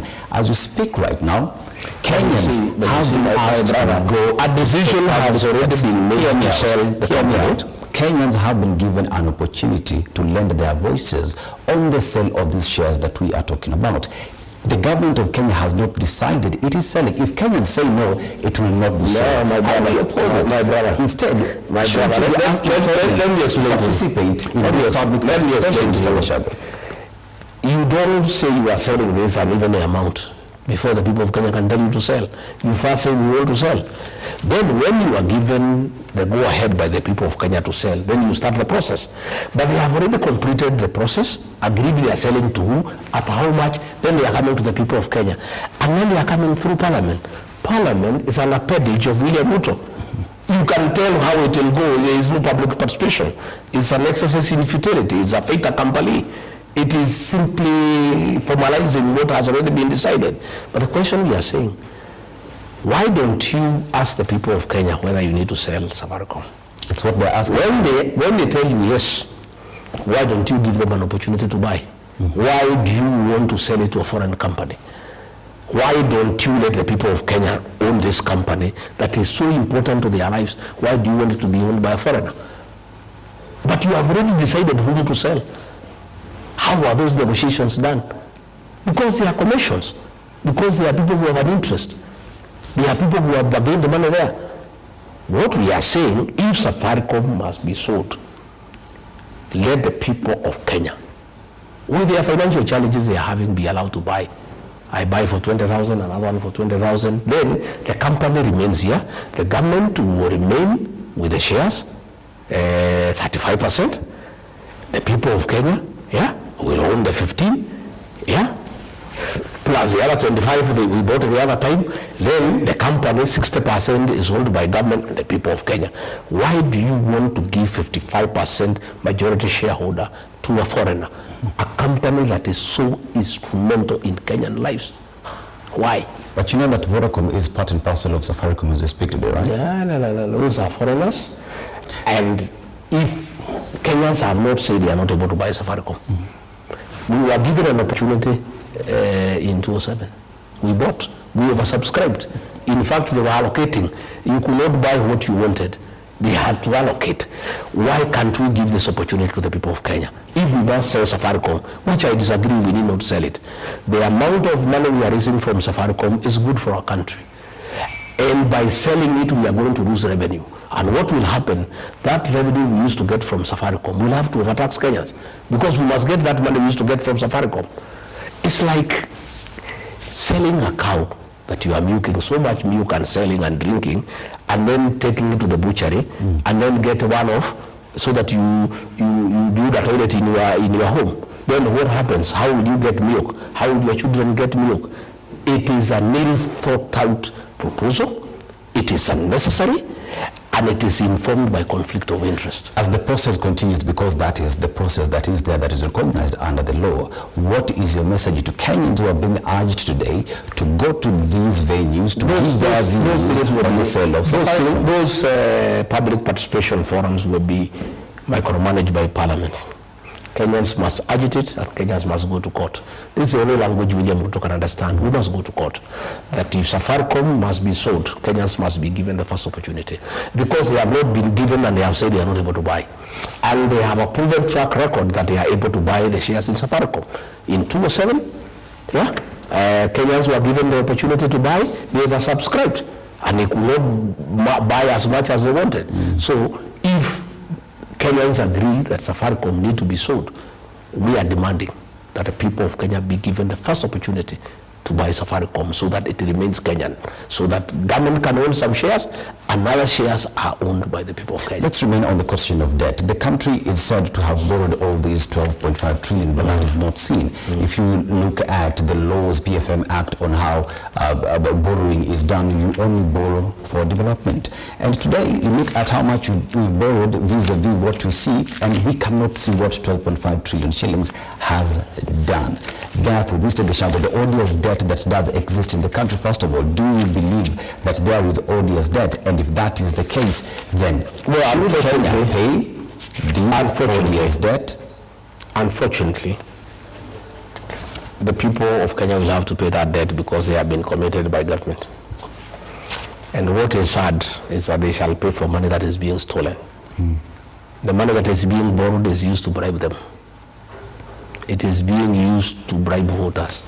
It's being used to bribe chiefs and teachers.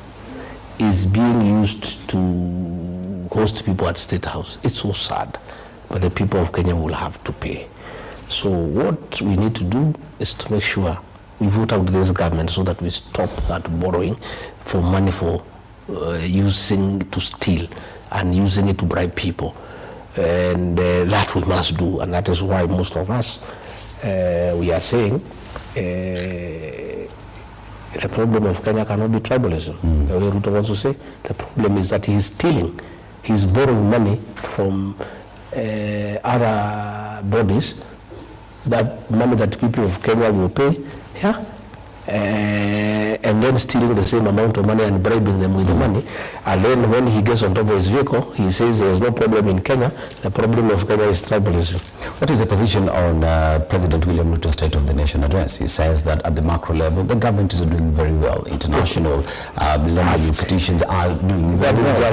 But down at the ground, because that's just talk. That is just a talk. What is the actual position of Kenyans with regard to the economy and how they are feeling in their pocket? And if you form government, how would you fix that? My brother, we want to know economic growth. Forget about those figures of inflation, of economic growth. I don't know, macroeconomics, Talk to the people of Kenya and ask them how the economy is doing. They will give you an answer. During the reign of Mwai Kibaki, Kenyans felt economic growth.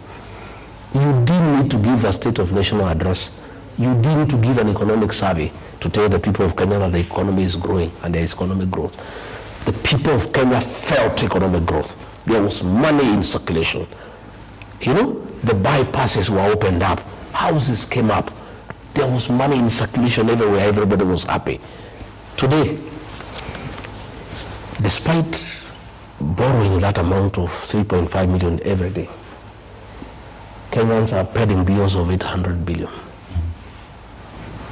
If you read the Nation newspaper daily, there are 6-7 pages of auctions People are being auctioned, their properties, their land, their houses, their matrimonial houses are being auctioned. Simply because government owes them for the last 3 years, 5 years, they have refused to pay them. Marriages have been broken.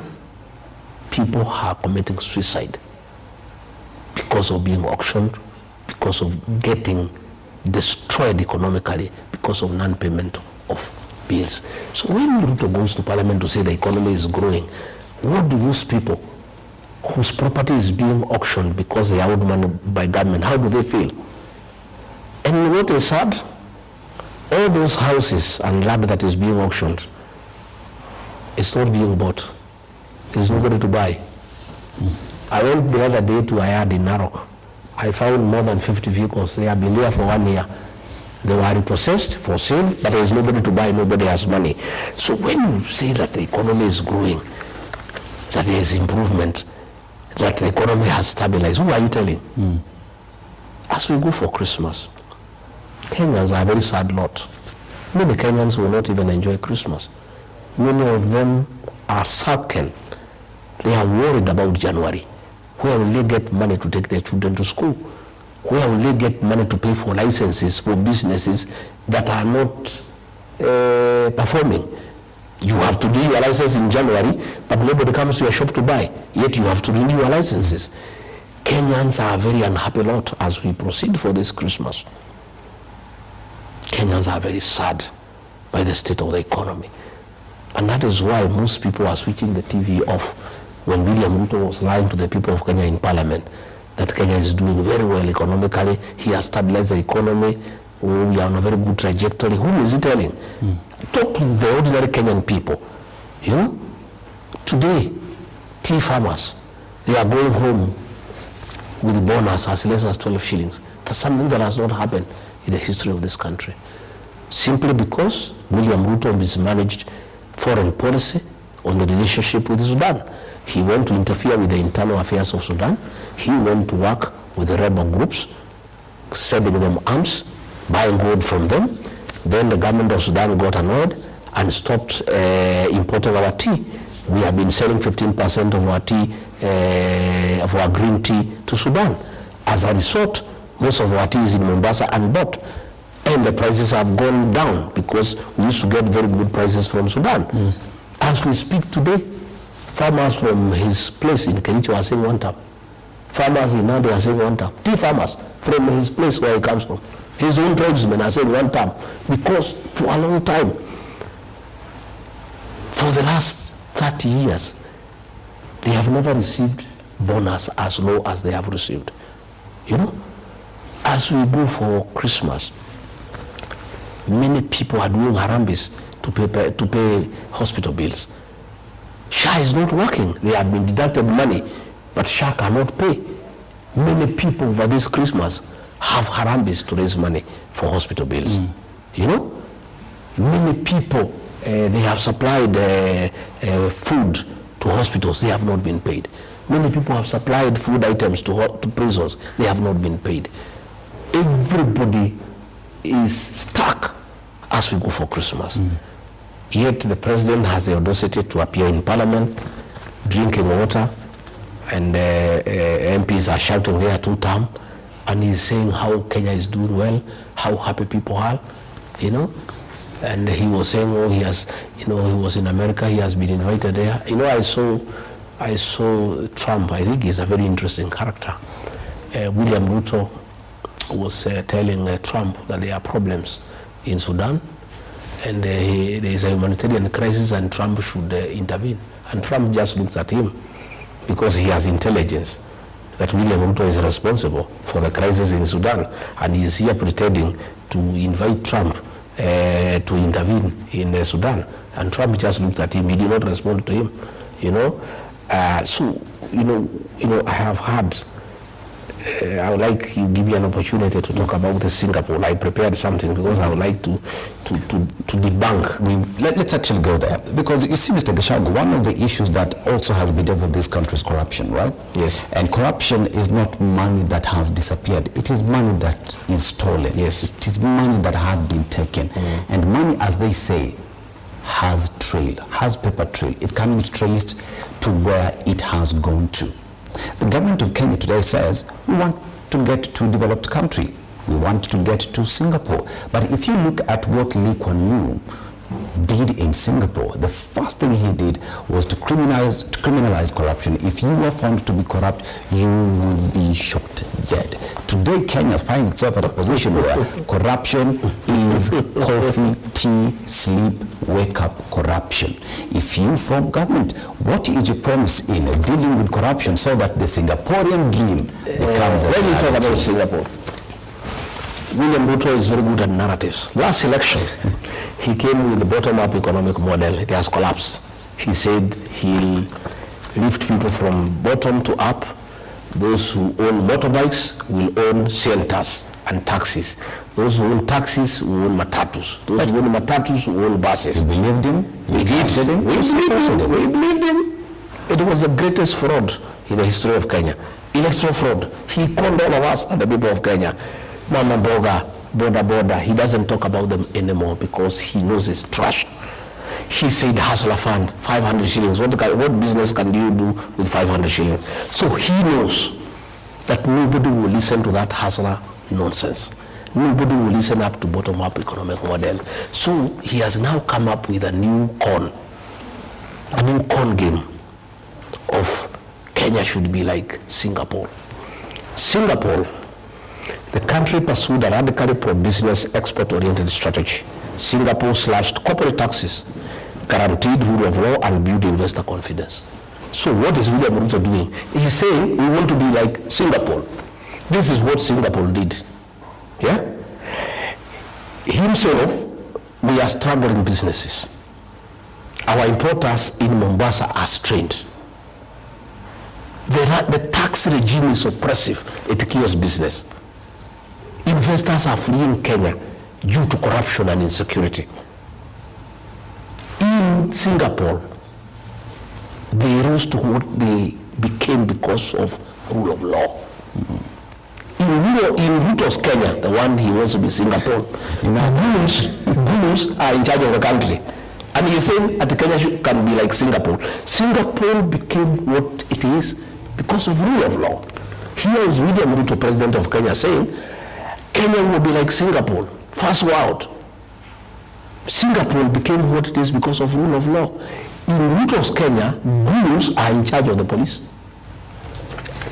Who is going to invest in this country? When goons took over Nairobi and other centers, destroyed supermarkets, destroyed factories under police supervision, who in his right mind is going to come and invest in Kenya? Number two, in Singapore, education was made the primary engine of national development. In Kenya, in 3 years, Ruto has destroyed education. The free primary education brought by Moi Kibaki, destroyed. Secondary school, free primary secondary education brought by whom? Destroyed. Help a system to fund university education, destroyed. And then he is saying, that Kenya can be like Singapore. Singapore became what it is because education became the primary engine of national development. Here is a man lying to the people of Kenya so that they can be re-elected, that Kenya can be like Singapore. Yet the first thing he has done is the opposite of what Singapore did. Singapore made sure that education is the primary engine of development. William Ruto, who is cheating the people of Kenya, that Kenya can be like Singapore, the first thing he has done in 3 years of his presidency is to destroy the education system irreversibly. And then he's telling people that Kenya can be like Singapore. In Singapore, they had bilingual policy. English for economic competitiveness, mother tongue for identity. Okay? So here in Kenya, William Ruto says when you speak your mother tongue, you are tribal. Mr. Gachagua, when we are saying yes, we need identity, he says if you speak your mother tongue, you are tribal. We've had what Singapore did. We've had the problems that Kenya faces before it gets to corruption. Corruption in Singapore. For Singapore to be what it is, corruption was aggressively implemented. And Singapore ranks the top 5 least corrupt countries for decades. Kenya, corruption is rewarded. State House is a crime scene. Bribery is a way of life. Theft of public resources is the in thing, where ministers display opulence. Today I saw some people from central Kenya, parastatal heads, they were in a 7-star hotel, taking pictures, having breakfast, display of opulence from proceeds of corruption. Kenya, corruption is part of our life. Mr. Gachagua. And then he was telling us, whereas Singapore is where it is because it dealt with corruption. Ruto is a conveyor belt of corruption in Kenya.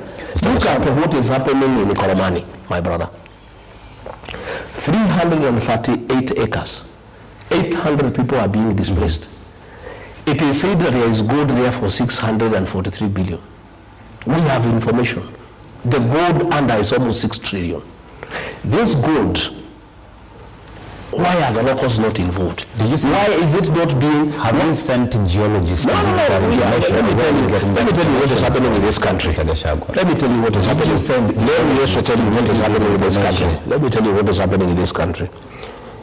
Very many people are very bitter with the corruption that is being practiced. So we have a lot of information from people inside. The gold deposits in Kakamega are in excess of 6 trillion. Okay? Yet, this gold, without public participation, without consulting the people of Ikolomani and the people of Kakamega, have been given to a company where Ruto and company have shares. It's outright corruption. The gold deposits in Kakamega are enough to make Kakamega a county that you salivate when you go there. And these gold deposits belong to the people of Kakamega, they don't belong to government. But because there is corruption, Musalia, Wetangula, and Shinali, the MP, have been compromised by Ruto. And I'm telling the people of Kakamega, they must say no, they must not allow their 6 trillion gold deposits to be stolen by William Ruto and company. You've mentioned what Singapore has done to get to where it is. You've mentioned problems. So I'm asking you, my brother. The question is, Mr. Gachagua, let's talk solutions. Yes. You form government. How will you achieve the Singaporean dream if you form government from the United States? We don't want to tell people like we shall be like Singapore. We don't want narratives and theories like William Ruto does to cheat people. We are honest people. What we know, we don't know whether we'll become like Singapore or like Egypt or like America or like whoever. It doesn't matter. What we know is that we must deal with corruption.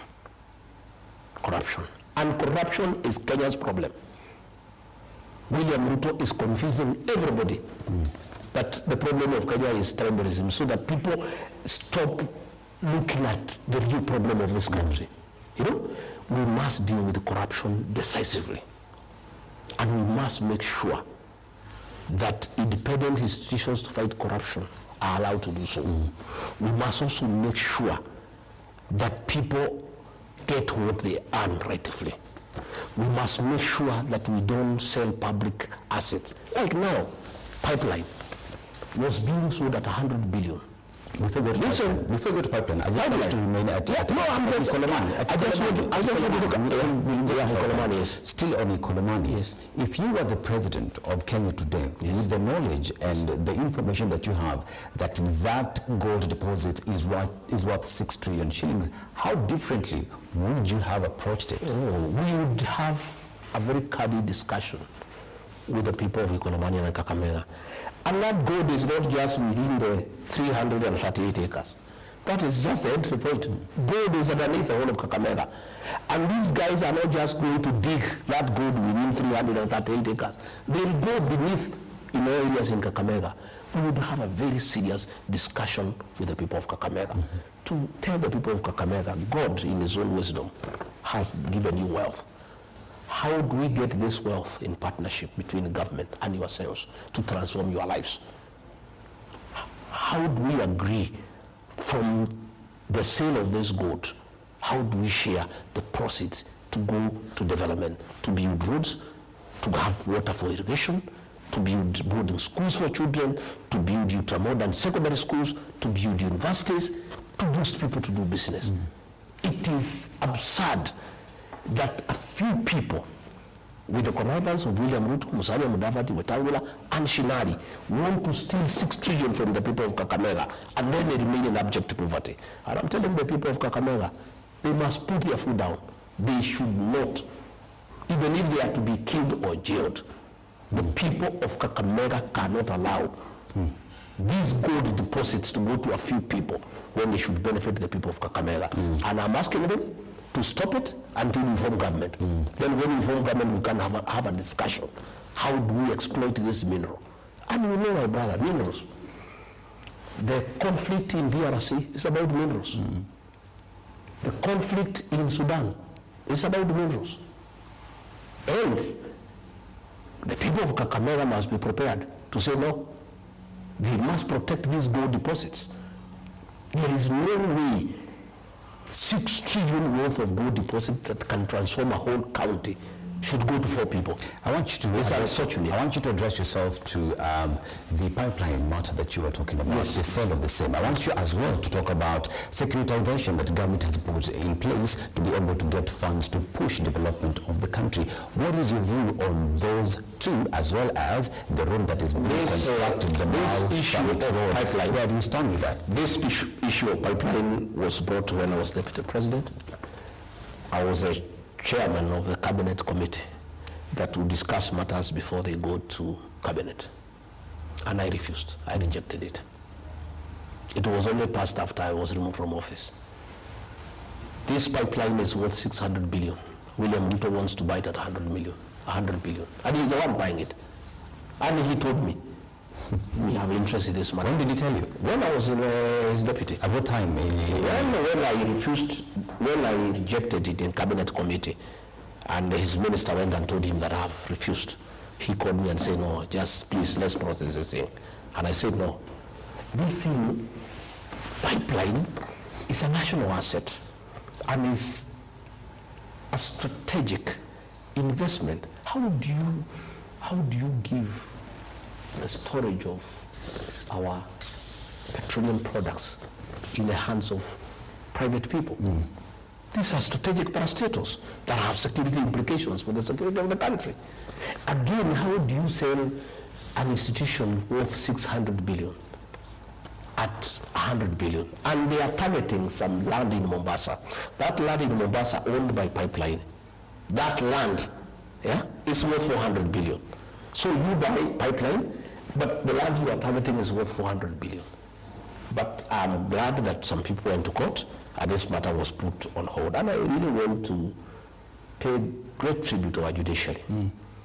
I have followed for the last 6 months, and I'm very happy that we have judicious men and women who love their country, who are patriotic, and who will not allow William Ruto to sell everything that we own in this country. Because what is happening, and I can tell you, all our national assets are being sold. These moments of Kenya here, something, our heritage for our culture has been sold for 100 years, 99 years lease. And foreigners come and they're in partnership with Ruto and other people close to him. You know, I've heard him today saying that he's not interested in minimum wealth. I hope he means it. I hope he means it. Finally, Mr. I hope he means it. I want you to address yourself to the Limuru Summit Road. Where do you stand with that? The development of the Limuru Summit Road. It is unacceptable because that program was done by the Uhuru government at 150 billion to the French. And when William Ruto came, he tried to talk to the French to see whether he can get something out of it, and they refused because they had already finalized the contract. So he cancelled the contract, and we had to pay 6.5 billion as penalty. We lost 6.5 billion so that he can cancel the contract. This contract now has been upgraded to 200 billion. And they are trying to give it to 2 contractors, which is against the law. Because the 2 contractors are not, the one contractor is not able to handle the volume. It's too much. It's against the law. Even when he launched it last Friday, he did it when there is no contract. It's a fraud, it's a con. How do you go to launch a program which you have not signed a contract? But the 50 billion is what Ruto and his people have negotiated with the Chinese. And this Chinese company, and we are telling the Chinese government, this CBRC, it is involving a lot of corruption here in this country. And the way they are paying commission to the president is building up hotels and go downs for him in Mombasa Road and a hotel in Taveta. It is a very corrupt company, CBRC. And the Chinese people should know that that company is a purveyor and a conveyor of corruption in this country. We have evidence to that effect, Mr. Gachagua. How do you explain that the I'm asking, do you need rocket science or to have gone to a school for corruption studies? Everything that you say, Mr. Gachagua, has to be backed by evidence. Because all you say is just allegation. Why do you cancel a contract for 150 billion and do it for 200 billion? Same road, same country, different times. Why would anybody want to do that? Why would you be prepared to lose 6.5 billion to cancel a contract that you have no reason to do it? It is because of conflict of interest. And my brother, we also live in this country. And we know what is going on, and many people are talking to us, and we are saying it is insulting to the people of Kenya for Ruto to say that Kenya can be like Singapore. When Singapore, it is what it is because it fought corruption. When he is doing corruption every day, every day, Kenya now is a country of deals. And the corruption in Kenya is through procurement. Yeah. Mr. Gachagua, thank you very much for hosting us in your home. Yes, a lot that needs to be discussed. Time is never enough to canvas everything that we have to discuss in 2 hours and some change. But that notwithstanding, Mr. Gachagua, we're heading to Christmas. Look straight into that camera. Speak to Kenyans, your final remarks and Christmas message to them. Empathize with the people of Kenya as we proceed for Christmas. I appreciate the troubles they are going through, the pain, the anguish, the uncertainty, the economic and financial challenges that our people are undergoing. I empathize with the parents whose children were abducted and tortured, and some have never been recovered today. I empathize with them. I really feel for the people of Kenya because of the lies that their president gives them every day, when they can see the country is being looted left, right, and center, and there's nothing they can do. Yes. But I want to give hope to the people of Kenya as they go for Christmas, that Kenyans are very resilient people, and they are very determined. I want to ask the people of Kenya to be patient and to have faith in a united opposition. I want to assure them that despite what they are hearing, the united opposition is one, and we shall produce one candidate to face William Ruto, to give the people of Kenya an opportunity to get a good government, a government that is transparent, a government that means well for them, a government that will create prosperity, a government that will observe the rule of law, a government that will respect institutions. Yes. So as they proceed for Christmas, I want to ask them to take care of themselves, to have safe travels, to avoid a lot of night travel, not to agree to be loaded in matatus like cabbages and potatoes, to demand that the matatus and the buses observe traffic regulations. And I want to ask them to spend less for Christmas, much as it's a festive season, to know that January is coming. January is a very, very difficult month. And even as they try to celebrate with the little that they have, they should take due care to make sure that they try to save a little to be able to help them in January, which is a very, very difficult month. Otherwise, for all Kenyans, I'll also be taking a Christmas and New Year break, and they will not be hearing of me from today. I'll also be joining my family in a village and the villagers for Christmas, and later on for the New Year festivities, and take a little break, and also try also to do a few things in January like all other Kenyans, pay licenses, pay this and that, pay school fees for my children in South Africa and elsewhere, and I'll be struggling just the way they are struggling. But I want to assure them that things will get better, and much as things are difficult, there is light at the end of the tunnel. Tomorrow's get better. Geoffrey Rigathi Gachagua, DCP party leader, key principal in the united opposition, and says, despite the fact that things are difficult, Kenyans should not lose hope. The only thing that will keep you moving is to remain hopeful and that there is light at the end of the tunnel. My name is Dennis Aseto. We have been coming to you live from the residence of Rigathi, Gachagua. A lot has been discussed. I take you back to the studio with Nduoko for KTN Prime, to the entire team that made this production a success. Asante sana, including you.